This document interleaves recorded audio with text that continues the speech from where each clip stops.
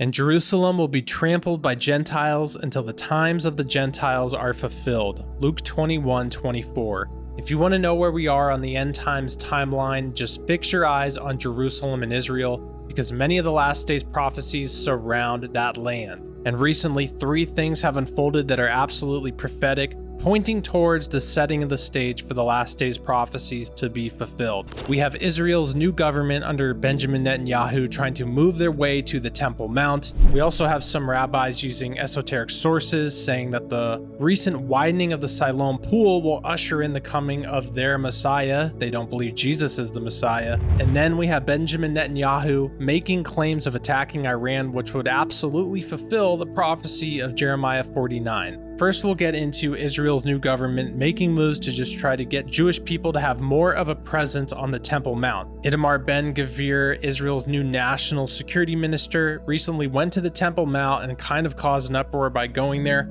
I'll play a clip from his visit there recently. The Temple Mount is open to all. Muslims and Christians come up here, and yes, also Jews. In a government I'm a member of, there will be no discrimination, and Jews will come up and visit the Temple Mount.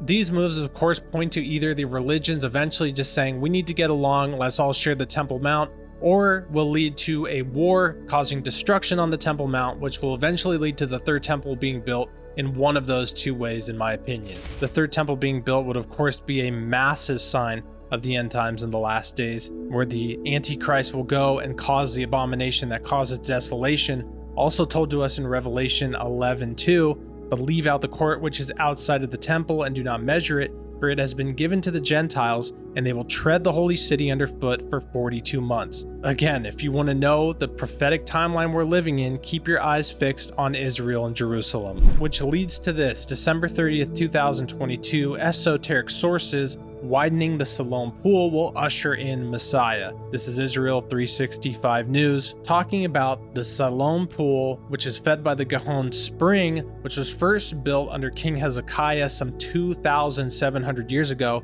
is actually going to be renovated, widened back to its old size, and people and visitors will now be able to go and visit this pool after this excavation takes place. And there's some rabbis who claim that this will usher in the coming of their Messiah. One of these Kabbalist claims is from a rabbi from Baghdad, Iraq, who said one of his students, Rabbi Chem Vital, had a dream in which he was told that King Hezekiah had blocked the Gihon, but opening the spring would usher in the Messiah. This article goes on to reference a few more modern rabbis who make some strange Kabbalist type claims about how this spring is tied to the coming of the Messiah. I'll read it and let you decide for yourself on what to make of it. And these rabbis are tying the word Gihon to the word snake, which also in Hebrew is just 1 letter off from the word snake. And so this says the snake coming from holiness, or the Gihon River, represents the fixing of the sin of Adam and Eve that caused man to be rejected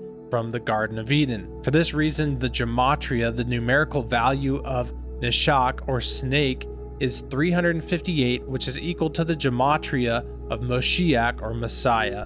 This rabbi says the root of Mashiach comes from the snake of the holy realm. Rabbi Anava explained, it is the same level of the copper snake, he wrote, referring to the totem that was used to heal the Jews in the desert in Numbers 21:8. This was a holy entity that had the power to heal and cure people. Therefore, we can conclude that the Messiah is coming from the source of the Gihon, Rabbi Anava wrote, if it is widened, and then this initiates the redemption. Rabbi Anava then noted that King Solomon was anointed by the waters of Gihon, hinting that revealing the Gihon would be necessary to anoint the Messiah king from the Davidic dynasty. Now, to get to the prophecy of Jeremiah 49, the destruction of Iran. Jeremiah 49:35 says, behold, I will break the bow of Elam, the chief of their might. Now, if we look at the realm of Elam, it is fully within what is now current day Iran.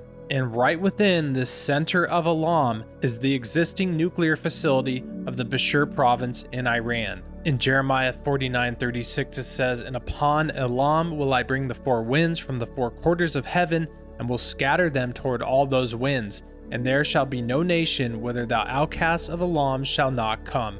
So after this attack, after the breaking of the bow of Elam, the people will be scattered to all the surrounding areas. So here we have this nuclear facility within Elam, within this Bashir province in Iran.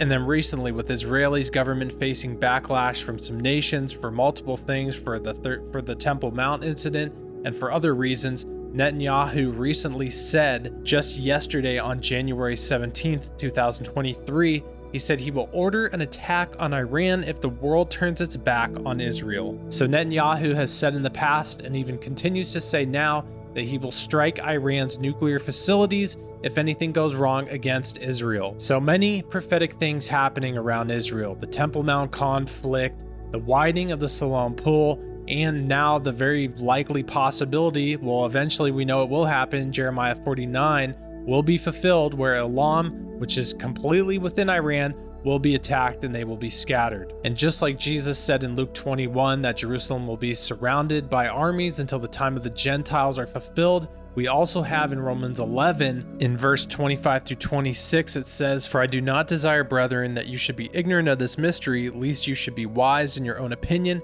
that blindness in part has happened to Israel until the fullness of the Gentiles has come. And so all Israel will be saved, as it is written, the deliverer will come out of Zion, and he will turn away ungodliness from Jacob."